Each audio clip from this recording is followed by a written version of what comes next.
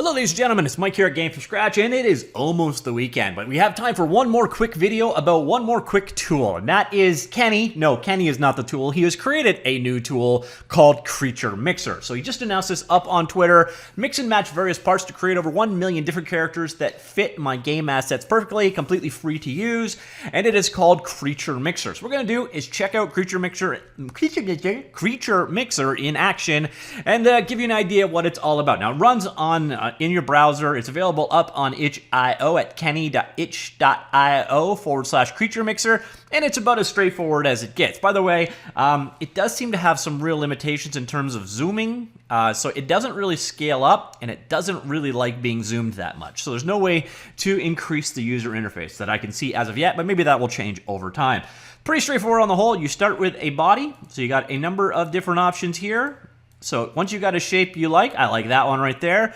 You can also mix out the primary colors. So let's make this a purple people eater and give it, I don't know what they're going to be, the brown thing, but we'll make black ones instead. All right, so here we go. So we've got the base body was just created. Then we can go ahead and start adding, I think there's a tails and accessories like tails and wings.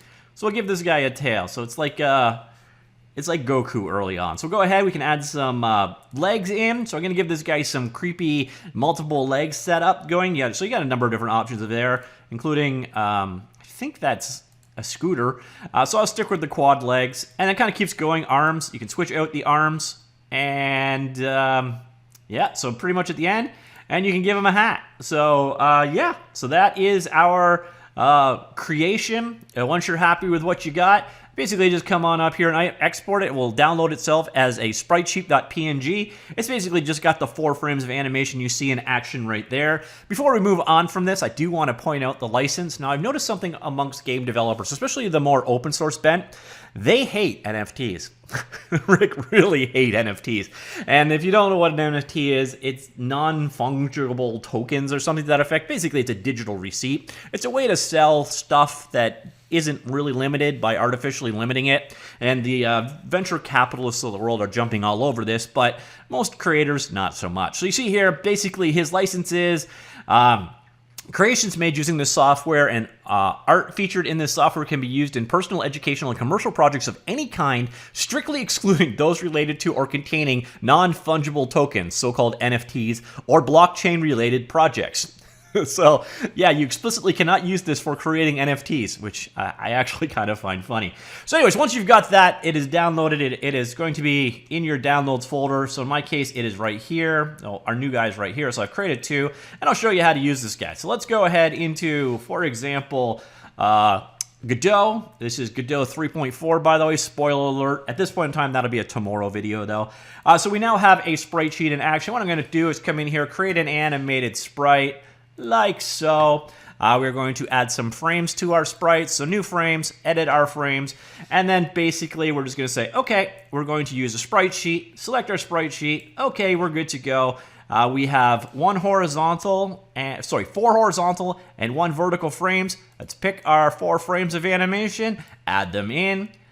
We could rename it, let's do that, idle. So there is our animated character ready to go in a game. So I come back here, we'll select our animated character, and let's transform this guy up a little bit so you can see it. So let's make him about 5 times bigger in both directions.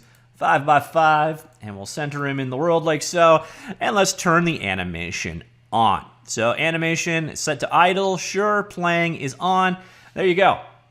There is your character ready to be used in a game of choice. I would like to see in the future him add more animation frames, so you'd have, you know, idle, walk, jump, and so on.